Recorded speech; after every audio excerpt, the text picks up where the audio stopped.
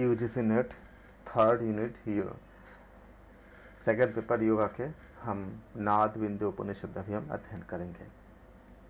नाद बिंदु उपनिषद के उपनिषद परिचय के बारे में बात करेंगे। सबसे पहले आप लोग इसको नोट कीजिए कि नाद बिंदु उपनिषद, इसका संबंध ऋग्वेद से है। किस वेद से है? ऋग्वेद से है। याद रखिएगा, क्वेश्चन बना आपका एक क्वेश्चन। मंत्रों की संख्या कितनी है? 56 मंत्रों की, 56 मंत्रों की इस उपनिषद में वैराज्य प्रणव, ये नाम याद रखना आप। वैराज्य प्रणव का स्वरूप, वैराज्य विद्या का फल, प्रणव की मुख्य 4 मात्राओं का स्वरूप, व्यष्टि और समष्टि के भेद से प्रणव के द्वादश मात्रा का भेद हम लोग क्वेश्चन कर रहे थे ना, जब हम पेपर्स कर रहे थे। इसमें पढ़ेंगे हम द्वादश मात्रा भेदों का कथन और उपासकों का उस मात्रा के काल में उत्क्रमण का फल, निर्विशेष ब्रह्म ज्ञान का स्वरूप और उसके ज्ञान का फल बताया गया है। उसके बाद तदुपरांत ज्ञानी के प्रारब्ध कर्मों के भाव और अभाव, इन दोनों पर विचार किया गया है। तुरीय की प्राप्ति के लिए नादानुसंधान नामक उपाय का निर्देश किया गया है। नाद का मन के नियमन का सामर्थ्य भी बताया गया है। अंत में उपयोनाद का स्वरूप बतलाकर नादारूढ़ योगियों के लिए विदेह मुक्ति का लाभ बताया गया है। ये ओवरव्यू है उपनिषद में। इसमें से आपको नोट करने की जो बात थी, इसमें उपनिषद में वैराज्य प्रणव का स्वरूप, वैराज्य विद्या का फल, प्रणव के मुख्य 4 मात्राओं का स्वरूप, व्यष्टि और समष्टि भेद से प्रणव के द्वादश मात्रा में भेदों का कथन, ये आप नोट करेंगे। और इसमें 56 मंत्र है और यह उपनिषद मतलब नाद बिंदु उपनिषद ऋग्वेद से ली गई है।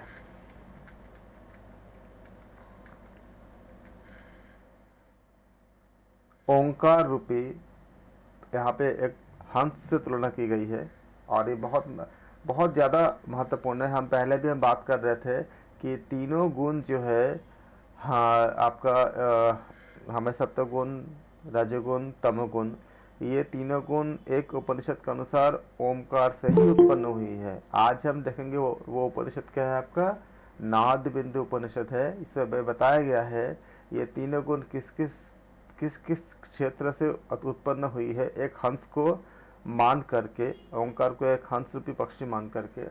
और इसमें हमें ये भी बताया गया है कि किस किस जगह पर कौन कौन से गुण हैं और हमें इसमें आ, उ और मा का भी हमें विवरण मतलब हमें विस्तार से हमें जानकारी प्राप्त होगा।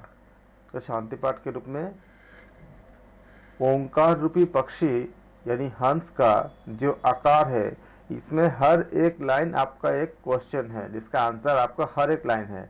पहला लिखिए आप, ओंकार रूप पक्षी यानी हंस, इसमें आप हंस से ही तुलना की गई है। एग्जाम में अगर हंस आ जाए तो आप समझना ये नाद बिंदु उपनिषद से है और किसी और पक्षी से आप अपने आप से तुलना नहीं करेंगे। इसमें हंस से ही की गई है, आपको हंस से ही करनी है। ओंकार रूप पक्षी हंस का जो आकार है वह हंस वो क्या है, क्या है, दाहिना पंख है। आप खाली दाहिना पंख ही बोलोगे। आकार क्या है, वो दाहिना पंख है हंस का। ओकार क्या है, दाया पंख है। मतलब आपका आकार जो है वह दाहिना पंख है। और उकार भी कहा गया इसमें कि आपका उकार उत्तर पंख है। तो ये दोनों दाना लिखे हैं हाँ, इसमें। इसमें कुछ मिस्टेक्स लगता है। इसमें आपका जो है आकार, एक आपका जो है बाया पंख, आपका उसमें मतलब उत्तर जो होती है वो आपका पॉजिटिव होती है नॉर्मली, और जो दक्षिण होती है वो आपका नेगेटिव होती है सामान्यतया। तो मकार जो है आपका ये पुच्छ माना गया है। तो अगर जब पूछा जाएगा इसमें कि नाद बिंदु परिषद के अनुसार मकार क्या है, क्या आप बोलेंगे मकार क्या है? मकार मतलब क्या है? पुच्छ है। इसमें पूछ किसकी पूछ है? किसके? अगर खाली आपको खाली ऐसे बोला जाएगा तो आप क्या बोलेंगे कि पूछ किसका है? हंस।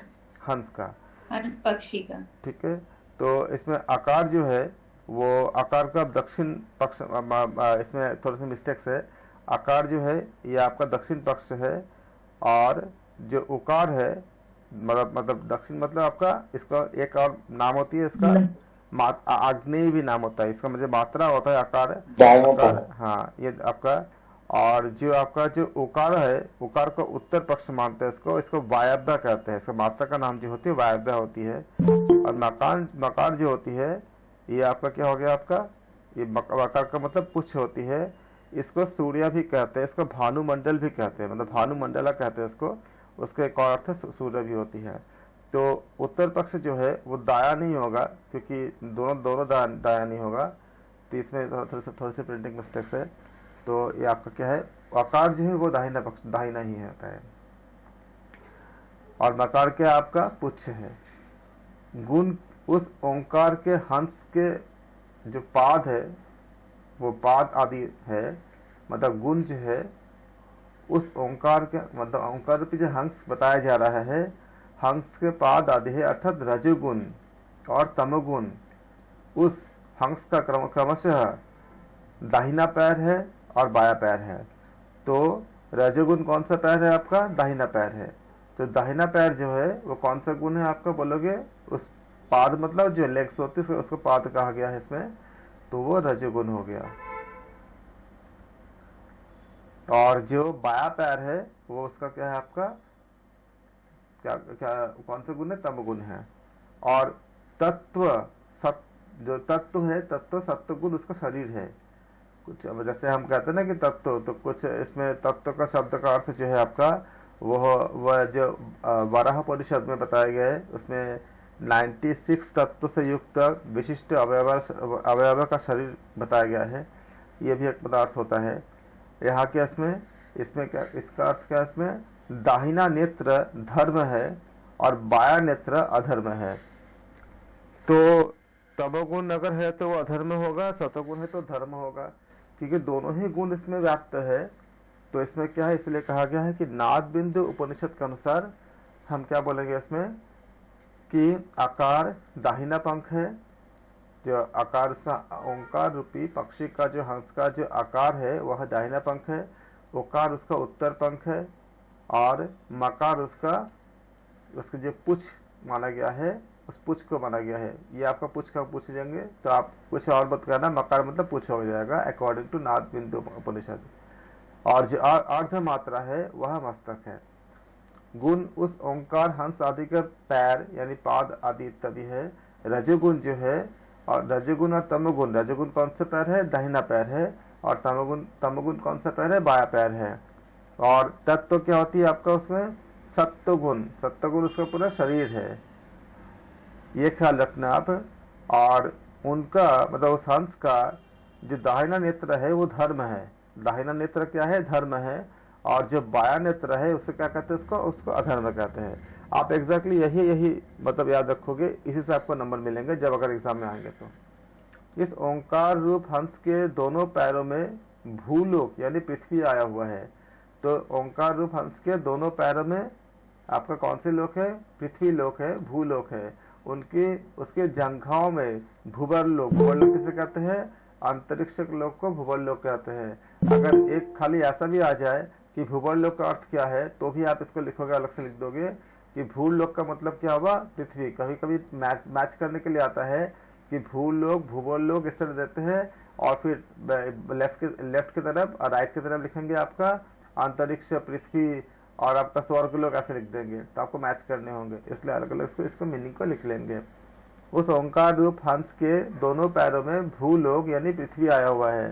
तो दोनों पैर में क्या कौन से लोक है? आपका पृथ्वी लोक है, ठीक है। उसके जंघाओं में भूवर लोक यानी क्या हुआ? अंतरिक्ष लोक आया हुआ है। उसके कटी मतलब जो कमर है, कटी प्रदेश में सुवरलोक, सुवरलोक मतलब क्या? स्वर्ग लोक जिसे कहते हैं।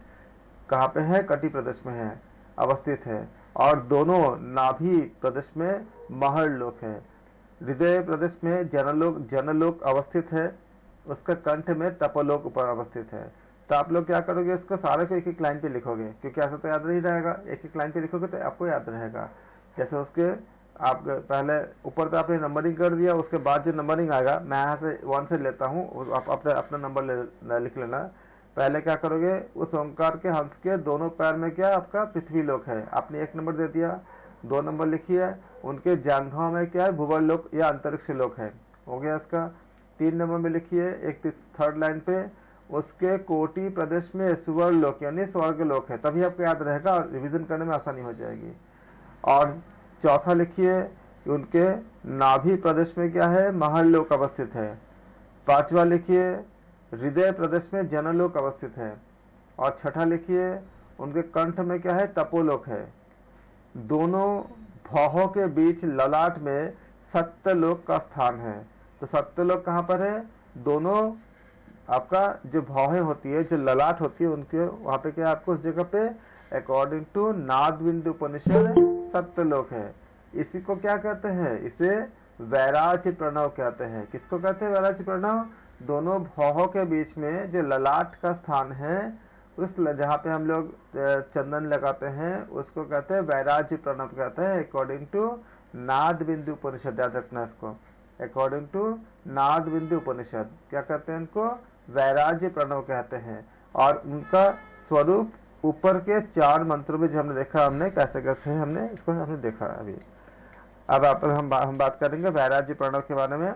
वैराज्य प्रणव का स्वरूप बताकर अब वैराज्य विद्या का फल बताते हुए कहते हैं कि इस प्रकार ये सहस्त्र अवयवों से युक्त प्रणव मंत्र, तभी हमने बात किया था ना, कितने देखो कितने बोले, सहस्त्र 1000 अवयव से युक्त प्रणव मंत्र। आप देख रहे हो कि कितनी ज्यादा इसमें अवयव है, इसलिए हर बात की व्याख्या प्रणव मंत्र से निकलती है, अगर हम व्याख्या कर पाए तो। इस प्रकार से सहस्त्र अवयव से युक्त प्रणव मंत्र वैराज्य प्रणव रूपी हंस पर आरूढ़ होकर, अर्थात ध्यान आदि उपासना में लीन होकर, हंस योगी मतलब हंस योग में विचक्षण योगी इस प्रकार ओंकार की विधि मनन चिंतनादियुक्त उपासना करता हुआ अपने कर्मों से उत्पन्न हजारों करोड़ों पापों से भी आहत नहीं होता और मुक्ति को प्राप्त होता है। इसको आप लिखो, क्योंकि इसमें से घुमा घुमा के अलग तरह से क्वेश्चन पूछे जा सकते हैं। वैराज्य प्रणव का स्वरूप बताकर अब वैराज्य विद्या का फल बताते हुए कहते हैं कि इस प्रकार से सहस्त्र अवयव से युक्त प्रणव मंत्र, खाली ये भी अकेला क्वेश्चन बनता है कि प्रणव मंत्र में कितने अवयव है, तो आप इसको याद रखोगे, सहस्त्र अवयव से युक्त प्रणव मंत्र वैराज्य प्रणव रूपी हंस पे आरूढ़ होकर, किस पे आरूढ़ होकर, वैराज्य प्रणव रूपी हंस पर आरूढ़ होकर, अर्थात ध्यान आदि उपासना में लीन होकर। वैराज्य प्रणव में आप क्या करते हो, आप जब चंदन का टीका लगाते हो, जब आंखें बंद करते हो और जब ध्यान लगाते हो, तब क्या करते हो, इसे ये जो आपका जो जर्नी होता है, आपका जो हम जो मेडिटेशन करते हैं, मेडिटेशन का जो जर्नी होता है, उस समय उसी बात को ही समझाया गया कि हंस पर आरूढ़ होकर। कौन सा हंस है यहाँ पे, हंस का अर्थ क्या बताया गया है, हंस का अर्थ यहाँ पे ओमकार बताया गया है। यानी आप ओमकार पे आरूढ़ होकर, यानी अपने आप को ओमकार के साथ मर्ज करके, आप और ओम दोनों अलग नहीं है, एक है। जब ऐसे अवस्था में आप ध्यान करते हो तो आप उपासना में लीन हो जाते हो। इस बात को, उस समय आप और प्रणव अलग नहीं होते, उस समय आपको अपना अस्तित्व भी शून्य लगता है, पता नहीं चलता कि आप कौन है, अगर आप इस तरह के अपने आप को मर्ज कर पाए तो। इसलिए जो अगर पूरा मर्ज नहीं भी कर पाते हैं, जितना भी कर पाते हैं, जब हम चंदन लगा के जब आंखें बंद करके हम बैठते हैं तो हमें सुकून मिलती है, क्योंकि हमें एक शांति मिलती है, क्योंकि हम उस रास्ते में चलते हैं। और जो पूरी चल लेते हैं उनको क्या होता है, उनको लगता है कि वो उनके साथ उस समय उनके समाधि की अवस्था में पहुंचते हैं, उनको लगता ही नहीं कि वो अलग है और ओंकार अलग है। जब जिस योगी को ये फील होता है वो एक्चुअली ध्यान में लीन होकर एक आपका जैसे समाधि लगती है ठीक वैसे उनका जर्नी वैसा होता है। इस अवस्था को कहते हैं लीन हो जाना कहते हैं इसको। इसी को बताया जा रहा है कि वैराज्य प्रणव रूपी हंस पर आरूढ़ होकर, मतलब आरूढ़ मतलब क्या, हम बोले ना कि अश्वारूढ़, हम जो घोड़े पे चढ़ते हैं तो चढ़ने को आरूढ़ कहते हैं। तो जब हम उनके साथ जो एक एकाकार जब हो जाते हैं तो उसको आरूढ़ कहते हैं। तो वैराज्य प्रणव रूपी हंस पर आरूढ़ होकर अर्थात ध्यान आदि उपासना में लीन होकर हंस योगी, हंस योग में विचक्षण, या हंस मतलब उस प्रणव योगी, हंस कहाँ से, हंस का मतलब क्या है, हंस का मतलब यहाँ पे प्रणव है। तो प्रणव के साथ जो खुद को जो जोड़ने वाला, जो प्रणव और अपने आप को जो जोड़ दिए, ओंकार के साथ जो खुद को जोड़ दिए, ऐसा योगी जिसके बाद वो योगी और ओम अलग नहीं है, एक हो गए हैं, उसी को कहते हैं लीन हो जाना कहते हैं। तो वैराग्य रूपी हंस पर आरूढ़ होकर अर्थात ध्यान आदि उपासना में लीन होकर हंस योगी, हंस योग में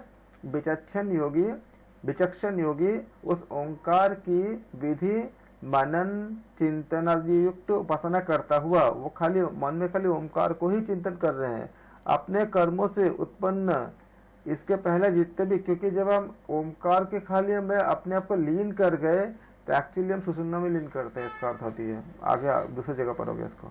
तो उस समय क्या होती है, जब आपको अपने प्राण को अगर सुषुम्ना में अपने स्थिर कर पाए तो जितने पाप होते हैं, क्योंकि उस समय ना तो कोई पुण्य रहता है ना कोई पाप रहता है, ना प्लस ना माइनस, आप पूर्ण शून्य में पहुंचते हो, एकाकार हो जाते हैं शून्य के साथ। इसीलिए कहते हैं कि अपने कर्मों से उत्पन्न हजारों करोड़ों पापों से भी वह आहत नहीं होता और मुक्ति को प्राप्त होता है। क्योंकि जब शून्य में आपने स्थापित कर दिया अपने आप को, तो ना तो कोई पाप का असर रहता है ना पुण्य का, ना तो आपका जिस वजह से हमारा जन्म होती है वो जन्म का कारण ही सारे कर्माशय शून्य हो जाती है।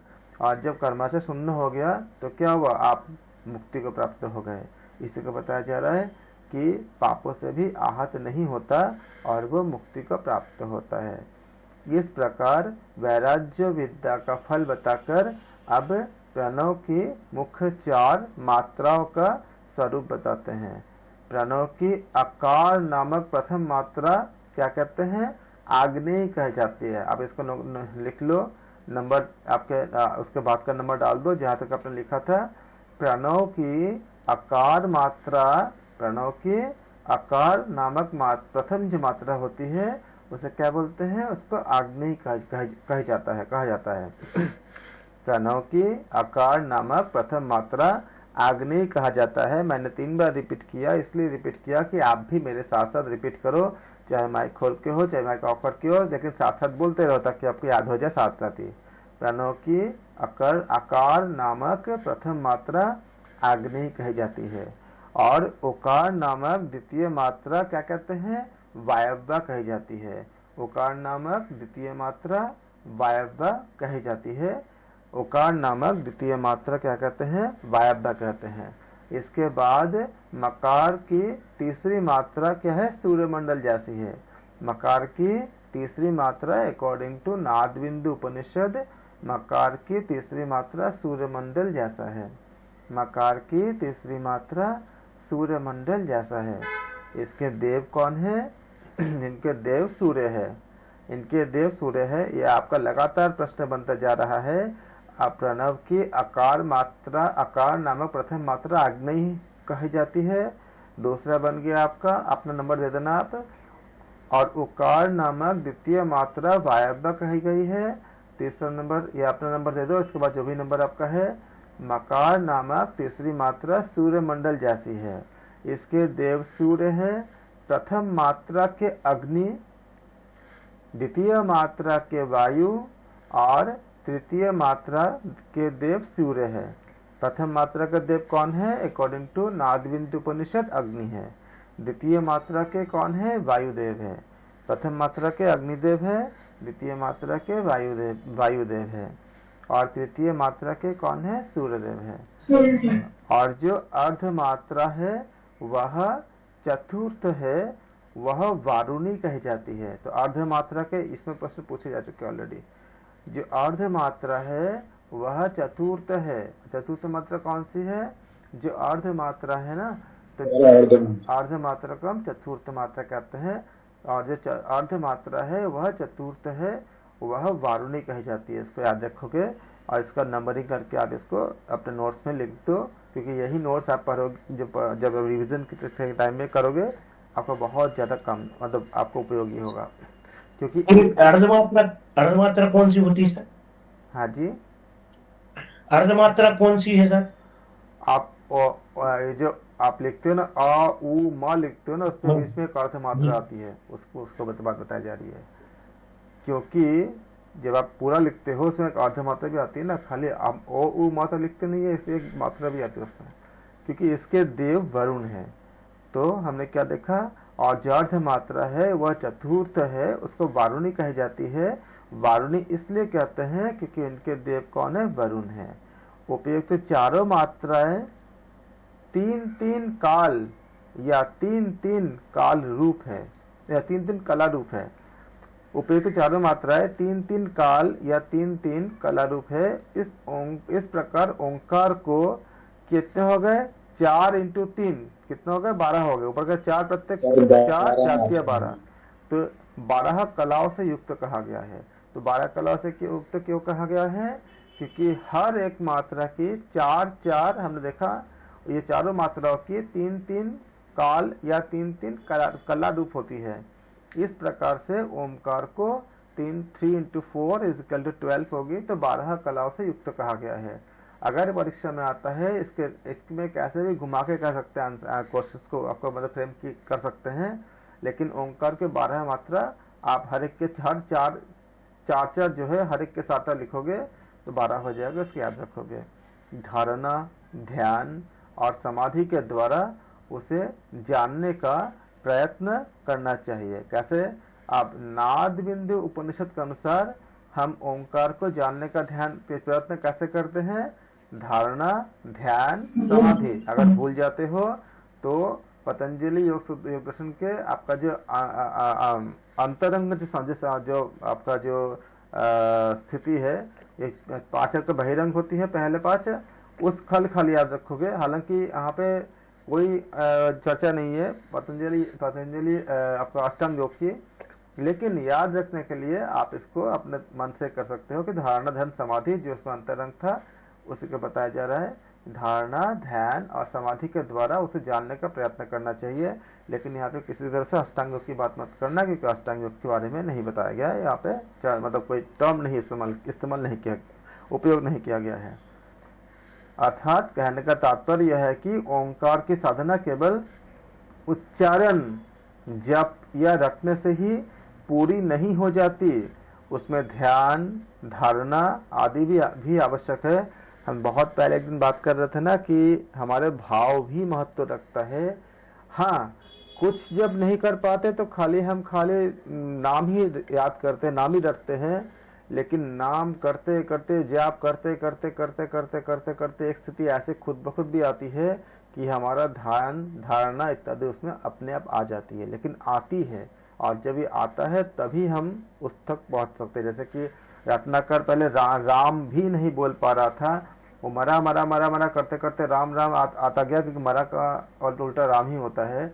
और करते करते करते करते 7000 ईयर्स तक उन्होंने राम नाम करते करते इतनी ज्यादा, एक ब्रह्म हत्या का पाप इतनी होती है, उन्होंने जितने ब्राह्मणों को हत्या किए थे उनके जो जनेऊ था, कितने बैलगाड़ी हुआ था, 3 या 7 ऐसा कुछ बैलगाड़ी पर भर गया था। इतने सारे मतलब खाली जनेऊ से खाली इतने पाप थे उनके ऊपर। खाली राम भी नहीं बोल पा रहे थे, मरा मरा करते करते राम आया, राम करते करते फिर धारणा, ध्यान, समाधि तक पहुंचे। नाम की इतनी शक्ति होती है कि अगर हम पहले अगर नहीं भी कर पाते हैं तो नाम हमसे करवा लेते हैं। लेकिन इसी को बताया जा रहा है कि अंततः साधक आपका जो योगी वो धारणा, ध्यान, समाधि में पहुंचते हैं और तब जाकर उनको वो स्थिति प्राप्त होती है। अब उन 12 कलाओं की सूची दी जा रही है, नोट करते रहना। इनमें प्रथम कला, यही आपका क्वेश्चन आया था और आएगा भी, इससे बहुत ज्यादा मतलब आना ही आना है, एक क्वेश्चन बनता ही बनता है। इनमें से प्रथम कला मात्रा घोषिनी कही जाती है। आप नंबरिंग दे देना, मैं 1 से देता हूँ, आप जहां तक नंबर दे चुके हो उसके बाद से नंबर देना। प्रथम कला क्या क्या हुआ? घोषिनी। घोषिनी प्रथम कला यानी प्रथम मात्रा भी के अंतर्गत आ गया ना। हाँ जी, तो इसको आप मात्रा भी कह सकते हो। तो प्रथम कला यानी मात्रा घोषिनी कही जाती है, और दूसरी मात्रा को विद्युत कहते हैं। आप देख रहे हो विद्युत के बारे में अलग अलग उपनिषद में कितनी बड़ी बातें कितनी बार बोली गई है। विद्युत कहते हैं। तृतीय को पतंगिनी, और आप नंबरिंग करके लिखते रहो। पहले को क्या बोलते हैं? घोषिनी। दूसरे को क्या बोलते हैं? विद्युत कहते हैं। तीसरे को तृतीय को पतंगिनी कहते हैं। चतुर्थ को क्या करते हैं हम लोग? वायु वेगिनी कहते हैं। पंचमी का नाम क्या है आपका? नामधेय होता है, नामधेय है। षष्ठी मात्रा का नाम क्या है? ऐन्द्री है। और सातवीं मात्रा का नाम वैष्णवी है। और आठवीं मात्रा का नाम शांकरी है। नौवीं मात्रा का नाम महती है। और 10वीं मात्रा का नाम द्युति है। हाँ, धृति, द्युति भी कह सकते हो, धृति भी कह सकते हो। 11वीं मात्रा नारी होता है। और 12वीं मात्रा ब्राह्मी, जो पूछा गया था आपके पेपर में, याद है ना? जब पेपर हम सॉल्व कर रहे थे इसमें 12वीं मात्रा। हाँ। इस बार 12 पूछे गए थे, हो सकता आपने कोई और पूछा जाए या फिर मिलान करने के लिए दिया जाए। तो आप इसको अच्छे से इसको याद करना। इससे प्रश्न हमेशा एक रहता है, अक्सर रहता ही अक्सर। तो ये आपका ओंकार की 12वीं मात्रा हो गया। इसको आप लोग लिख के याद कर लेना। अब उपासकों के उस मात्रा के समय उत्क्रमण का फल कहा जाता है। 60 घड़ियों में, याद रखना, यहाँ से नंबरिंग आता है तो न्यूमेरिक डेटा आपके पास है। फिर आप इसका आगे नंबर देना, 12 दिए थे ना, 13 कर दो यहाँ पे। 60 घड़ियों में 5 घड़ियों को एक मात्रा के प्रमाण में कुल 12 मात्राओं की दृष्टि करके उपासना करने वाले, जो करते हैं उपासना करने वालों के लिए उस काल में उत्क्रमण का फल बताया गया है। यदि साधक प्रथम मात्रा में ही, उत्क्रमण मतलब जब शरीर को त्याग करते हैं, यदि साधक प्रथम मात्रा में ही अपने शरीर का परित्याग कर देता है। यहाँ जो बात बता रहे ना उपनिषद के बारे में, 2 एंगल से नोट करना। एक तो आप एग्जाम के लिए कर रहे हो, और दूसरा अपने जीवन के लिए भी करना, कि इस समय अगर किसी का शरीर त्याग होता है तो क्या क्या फल होता है। यह आपको अपने लाइफ में खुद को पॉजिटिव करने के लिए दिशा में बहुत बड़ी मतलब माइलस्टोन है, अगर आप इन सब को याद कर लोगे तो। यदि साधक प्रथम मात्रा में ही अपने शरीर का परित्याग करता है तो वह दोबारा जो जन्म लेगा तो क्या होगा? इस भरत खंड के चक्रवर्ती सम्राट के रूप में आविर्भूत होता है। अगर उस ओमकार के प्रथम मात्रा में, यदि साधक प्रथम मात्रा में ही अपना शरीर का परित्याग कर देता है तो वह इस भारत खंड के चक्रवर्ती सम्राट के रूप में आविर्भूत होता है। यदि वह साधक दूसरी मात्रा यानी दूसरी कला में अपने प्राणों का त्याग करता है यानी उत्क्रमण करता है तो वह बड़े महिमामय यक्ष के रूप में उत्पन्न होता है। ओंकार के तृतीय मात्रा यानी कला में प्राण का उत्सर्ग करने पर विद्याधर के रूप में जन्म लेता है। यदि वह उपासक ओंकार की चौथी मात्रा में उत्क्रमण करता है तो गंधर्व बनता है, और यदि 5वीं मात्रा में वह अपने प्राणों से युक्त होता है तो उसका निवास देवों के साथ होता है और वह सोमलोक में अत्यंत आनंद प्राप्त करता है। 6ठी मात्रा में उत्क्रांत होने पर वह इंद्र का सायुज्य प्राप्त करता है, मतलब उनको इंद्र का साथ प्राप्त करता है। 7वीं मात्रा में उत्क्रमण करने पर साधक विष्णु के पद को प्राप्त करता है। 7वीं मात्रा में उत्क्रमण करने पर साधक क्या करते हैं? विष्णु के पद को प्राप्त करते हैं। 8वीं मात्रा में प्राण का उत्क्रमण करने वाला साधक रुद्र लोक को प्राप्त होता है और 9वीं मात्रा में प्राणों का परित्याग करने वाला जो साधक नवमी मात्रा में प्राणों का परित्याग करने वाला जो करते हैं वो महर लोक को प्राप्त होते हैं, और जो 10वीं मात्रा में उत्क्रमण करते हैं वो साधक जनलोक में जाते हैं। वो साधक कहाँ होते हैं? जनलोक में आपको प्राप्त करते हैं। 11वीं मात्रा में उत्क्रमण करने वाला तपोलोक को प्राप्त करते हैं, और 12वीं मात्रा में उत्क्रमण करने वाला साधक शाश्वत ब्रह्म को प्राप्त करते हैं।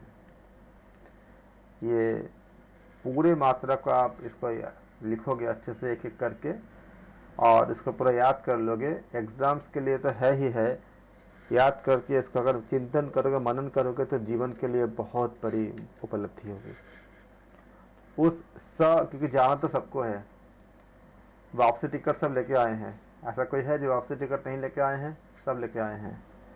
तो जब रिटर्न टिकट जब कंफर्म है तो ऐसा कुछ संपत्ति बना लो कि जो साथ लेके जा सके, बाकी सब तो छोड़ के जाने पड़ेंगे। ये जितना आप चिंतन करोगे, मनन करोगे, शुद्ध रूप से विचार करोगे, एग्जाम के बहाने ही सही चलो, लेकिन एग्जाम तो जो नंबर मिलेगा ही, ये लेके जाओगे साथ में। जब वापसी टिकट का उपयोग करने का समय आएगा तो ये आपको राजधानी के जो वो नहीं होता है, जो फर्स्ट एसी जो होता है, वैसे कुछ किसी लोक में एग्जाम्पल समझने के लिए समझ लो, मतलब उस ब्रह्म तक, मतलब ब्रह्म लोक तक लेके जा सकते हैं।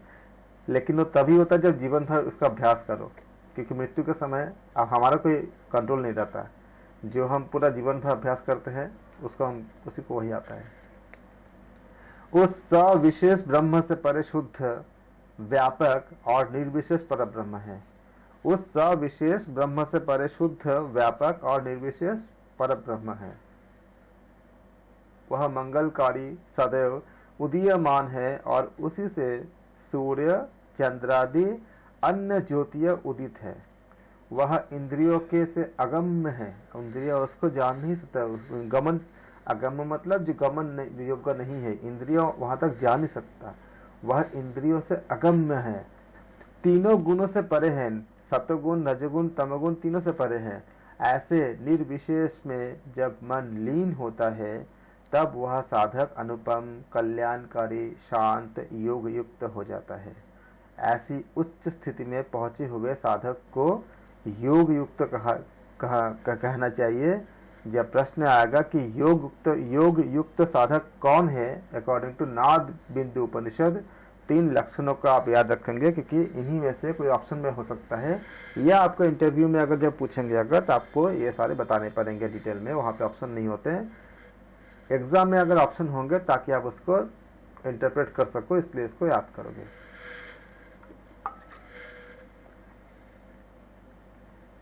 उस योग युक्त और तन्मय बने हुए साधक को धीरे धीरे शरीर छोड़ते हुए, योग का परिशीलन करते हुए सभी प्रकार के आसक्ति यानी संग से छुटकारा पा लेना चाहिए।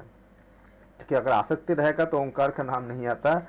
इसलिए त्याग पूर्वक भोग का जो कॉन्सेप्ट जो हमने पहले उपनिषद में पढ़ा था, अगर जीवन भर अगर हम त्याग पूर्वक भोग करते रहेंगे तो भोग तो हो जाएगा, लेकिन किसी में आसक्ति नहीं रहेगा, और तब वो उस समय आसक्ति उत्पन्न ही नहीं होगी, क्योंकि आपने जीवन भर अपने आसक्ति किया ही नहीं है, अपने खाली कर्तव्य का निर्वहन किया, और कर्तव्य का निर्वहन करते करते आपने त्याग पूर्वक सारा भोग भी किया, लेकिन आपने आसक्ति नहीं आई, तब जाके आता है। इसलिए पहला जो आपका जो उपनिषद था उसका इतनी ज्यादा महत्व था, जो हमने यूनिट 2 में जो हमने पढ़ा हमने।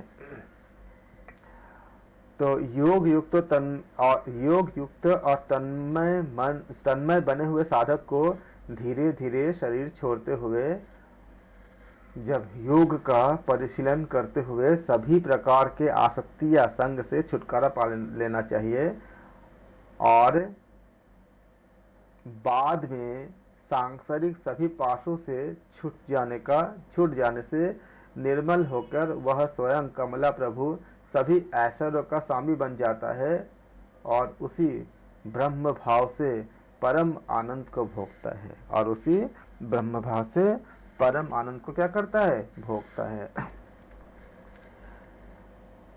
हम अध्ययन कर रहे हैं नादबिंदु उपनिषद।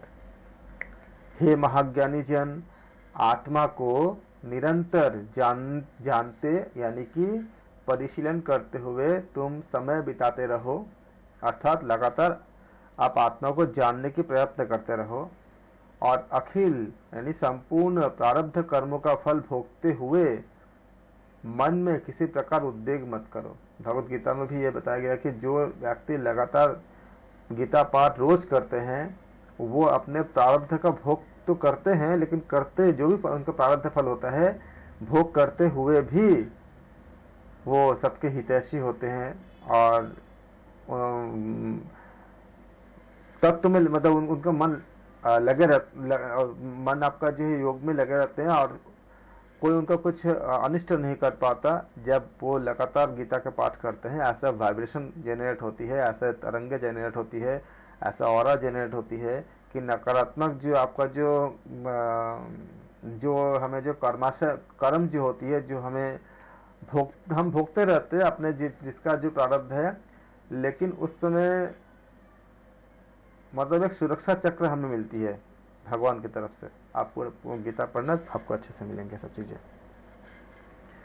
तत्व विज्ञान ब्रह्म ज्ञान प्राप्त हो जाने से प्रारब्ध मनुष्य को छोड़ता नहीं है।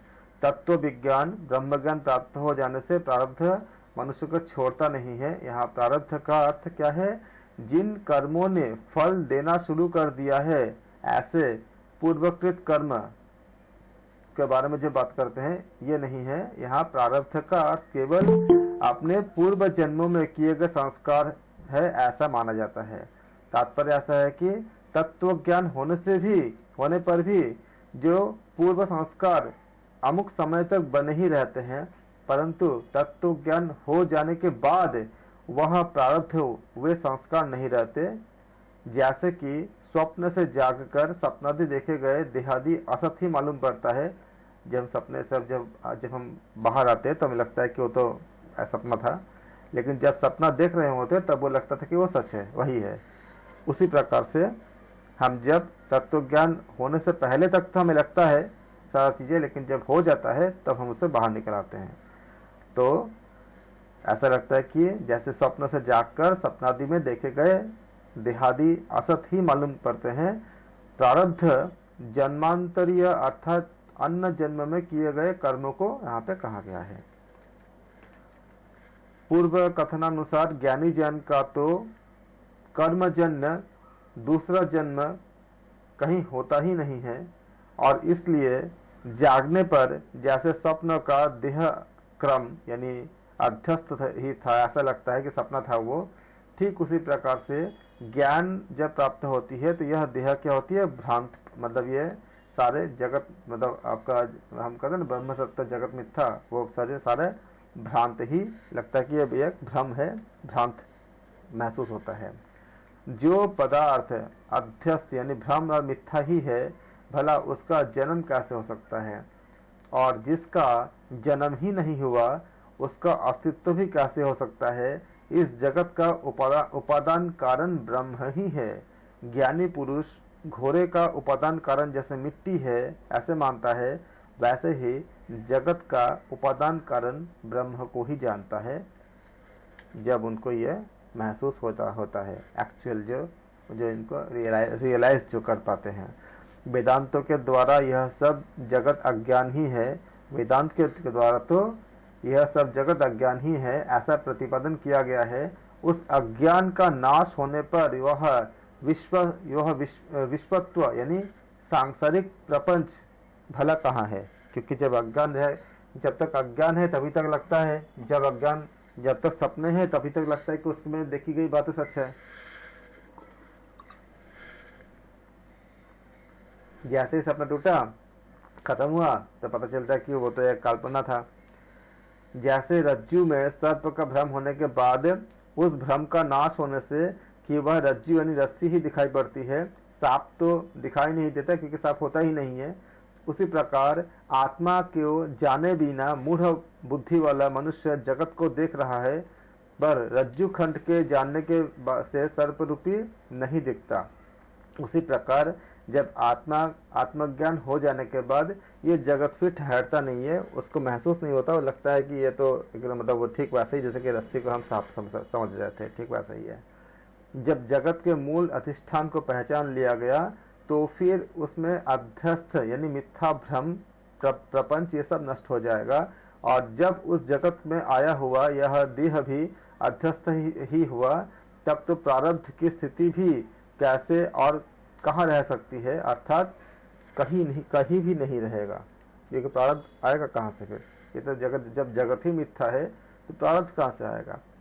यानी कि प्रारब्धादि सब अध्यस्थ भ्रांत मिथ्या होने पर भी उसकी शास्त्रों में कही गई बात तो मूर्ख मनुष्य को ज्ञान देने के लिए, मतलब हम कहते अभ्युपगम वाद कहते हैं इसको, अभ्युपगम बात से ही कही गई है, परंतु ज्ञान होने के बाद कुछ काल के कारण, जब हमें ज्ञान प्राप्त होता है तो कुछ समय के कारण से ही जब उन प्रारब्धों का क्षय हो जाता है, तब ब्रह्म रूप प्रणव का आत्मा के साथ अनुसंधान होता है, और जब ऐसा होता है तब नाद रूप ज्योतिर्मय कल्याणकारी स्वयं आत्मा उसी प्रकार आविर्भूत हो जाता है जिस प्रकार बादल के हट जाने से सूर्य प्रकाशित हो उठता है।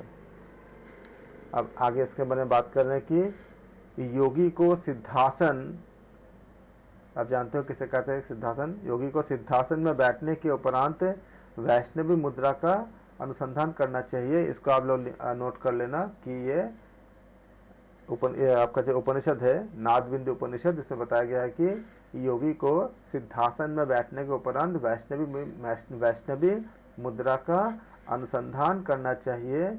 ऐसा अवस्था सिद्धासन एवं वैष्णवी मुद्रा की स्थिति में क्या होता है? दाहिने कान के भीतर होने वाले अनाहत नाद को सतत सुनना चाहिए। कौन से कान? दाहिने कान। इसको आप लोग नोट कर लेना, क्योंकि नाद बिंदु उपनिषद में बताया गया है कि योगी जब सिद्धासन में बैठ के जब वैष्णवी मुद्रा में अनुसंधान करते हैं तो दाहिने कान के भीतर उनको अनाहत नाद की ध्वनि सुनाई पड़ती है, जो उनको लगातार सुनने की कोशिश करना चाहिए। इस प्रकार नाद को सुनने का अभ्यास बाहर की ध्वनियों को आवृत्त कर देता है, मतलब बाहर की ध्वनियों को आप सुनते नहीं हो। इस प्रकार उपासक योगी वह नाद केवल अपने ही पक्ष से, केवल अपनी ही पक्ष से और अपनी अनाहत नाद की ही प्रबलता से सब विपक्ष रूप बाह्य ध्वनियों को जीत कर यानी नाश करके अंत में तुरीय पद मतलब परम पद की प्राप्ति करता है। अर्थात इसके पश्चात या इसके परिशीलन से योगी परम पद को प्राप्त करता है। यह पूर्वोक्त अनाहत नाद अभ्यास के आरंभ में तरह तरह के और बड़े पैमाने पर बड़े परिमाण में सुना देता है। इसको आप लोगों ने हठियो प्रदीपिका में भी कुछ पढ़े है आपने। सर नादा अनुसंधान में इसमें 3 अवस्थाएं हैं, उसमें 4।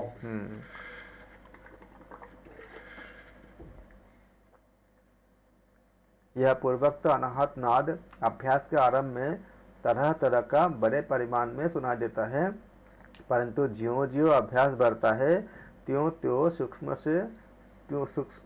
से सूक्ष्म होता जाता है, और जो उसको हम सुनाई पड़ते हैं, जब हम सुन पाते हैं। ये आप इसको ना याद रखना, ये एग्जाम में इसको उठा के आपका ये पूरा जो कंटेंट है ठीक हठियो प्रतिपिका के तरह ही इसमें आपका वर्णन है। ये काफ़ी एग्जाम में पूछे जाने का डेटा, इसमें बहुत डेटा है जो इसमें एग्जाम में आ सकते हैं। शुरू में वह अनाहत नाद सागर, मेघ गर्जन, भेरी और झरने से उत्पन्न हुई आवाज जैसा सुनाई पड़ता है। मध्य की अवस्था में वह नाद मृदंग, घंटा और नगाड़े जैसे सुनाई पड़ता है। तो प्रारंभ में हेडिंग दीजिएगा और इनको पूरा लिख लीजिएगा। ये पूरा आप लिख लीजिए इसमें जो प्रारंभ में। इसके बाद मध्य में लिखिएगा क्या क्या। मध्य अवस्था में नाद, मृदंग, घंटा और नगाड़े की आवाज सुनाई पड़ता है। उत्तरावस्था में, उसके बाद की अवस्था में नाद किंकिनी, वंशी, वीणा, भ्रमर किसी आवाज सुनाई देता है। इस प्रकार तरह तरह से वे नाद सूक्ष्म से सूक्ष्मतर होते सुनाई देते हैं। नाद का अभ्यास करते समय जब शुरू में महाभेरी आदि जैसे बड़ा नाद सुनाई दे, तब उससे संतोष न करते हुए साधक को उससे सूक्ष्म और सूक्ष्मतर नाद का सुनने का प्रयास करना चाहिए। उस समय उसको संतुष्ट नहीं होना चाहिए। नाद साधक के लिए यह आवश्यक है कि वह स्थूल नाद को छोड़कर सूक्ष्म नाद में लगे हुए मन को, जब स्थूल मतलब जो हम बड़े आवाज सुनते हैं, और सूक्ष्म मतलब बहुत सूक्ष्म, एकदम सूक्ष्म आवाज जब हम सुन पाते हैं, तो इसलिए कहा गया कि नाद साधक के लिए यह आवश्यक है कि वह स्थूल नाद को छोड़कर सूक्ष्म नाद में लगे हुए मन को, अथवा ऐसा न बन सके तो सूक्ष्म नाद को छोड़कर स्थूल नाद की ओर लगे हुए अपने मन को स्थिर रखते हैं।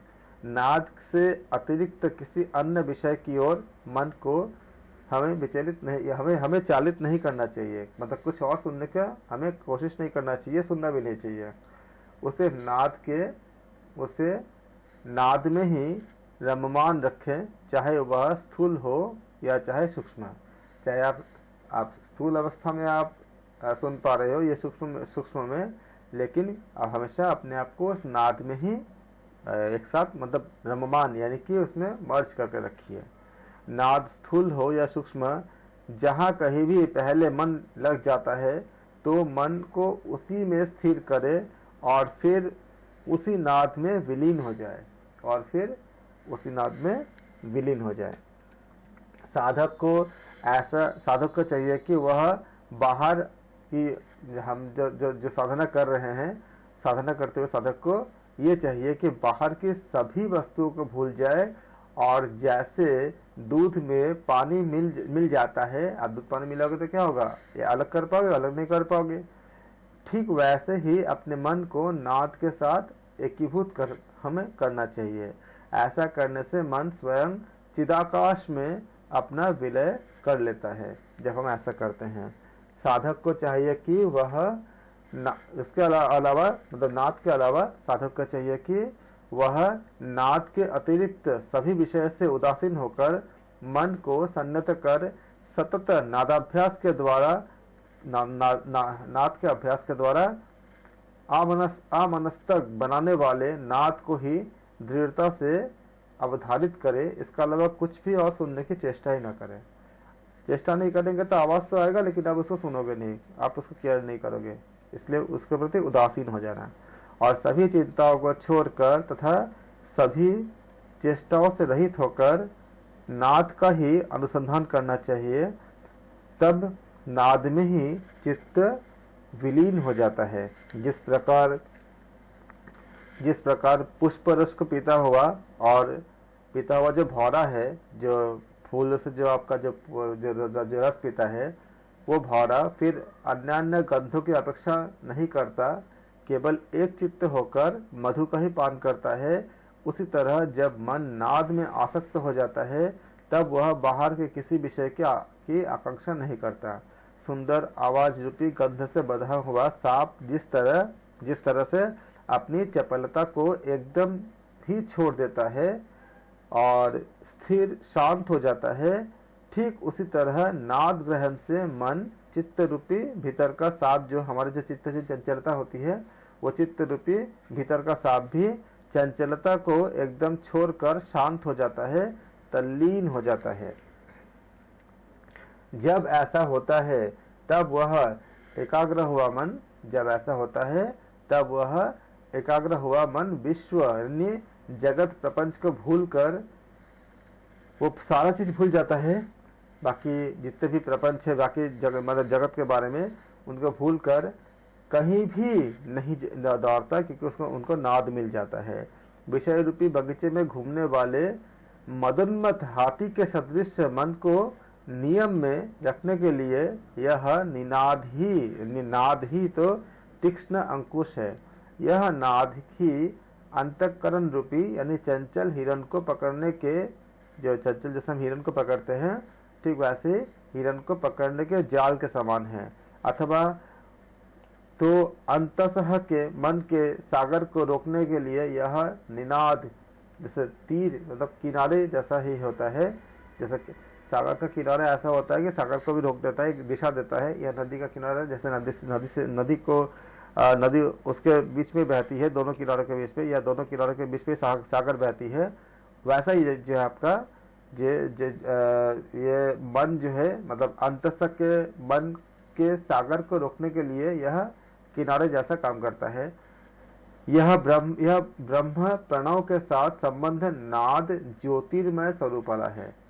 तो ये आपने नाद के नाद योग भी अपने नाम सुने हैं, नाद योग भी आपने पढ़ा, आपने अध्ययन किया है अपने, उसी को नाद के जो आपने जो हठयोग प्रदीपिका और दूसरे जगह भी आपने अध्ययन किए होंगे।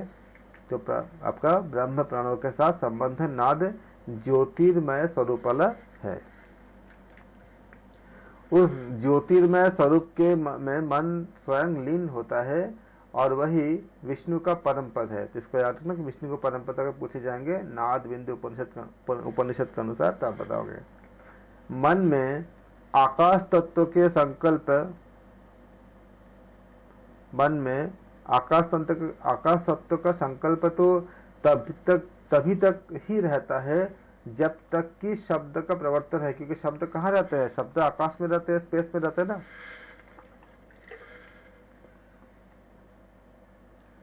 नादानुभाव के बाद जब वह मन निःशब्द हो जाता है तब वह परब्रह्म परमात्मा का अनुभव करते हैं या करने लगते हैं।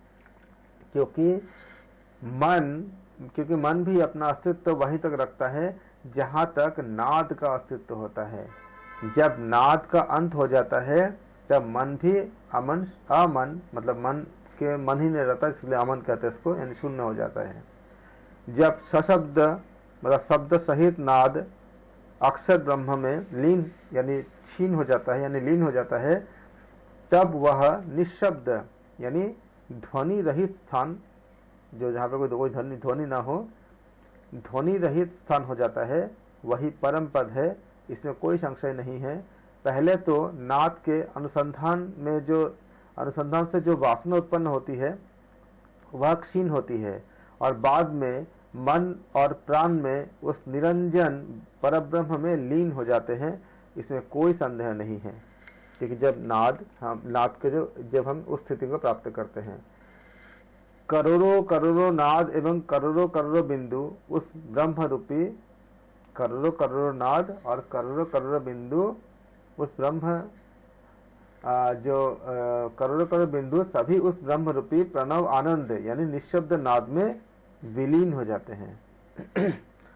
वह योगी जागृत, स्वप्न, सुषुप्त अवस्थाओं से विनिर्मुक्त होकर अन्य किसी भी विचार से रहित होकर मरे हुए आदमी की तरह रहता है। वह मुक्त ही है, इसमें किसी भी प्रकार के संदेह नहीं है। ऐसा योगी शंख, भेरी, दुंदुभी आदि लौकिक ध्वनियों का सुनता ही नहीं है। उसको क्योंकि वो नाद में समाहित हो चुका है। जब ऐसी उन्मनी मतलब क्या? मनोरहित, याद रखिएगा। जब ऐसी उन्मनी अवस्था को हो जाता है, यह अवस्था प्राप्त हो जाती है, तब निश्चित रूप से यह देह सिर्फ एक काष्ठवत हो जाता है। उस समय वह योगी न शीत जानता है, न उष्ण जानता है, न मतलब उष्ण मतलब गर्म, न शीत जानता है, न गर्मी जानता है, न उष्ण जानता है, तथा सुख या दुख का भी उसको अनुभव नहीं होता।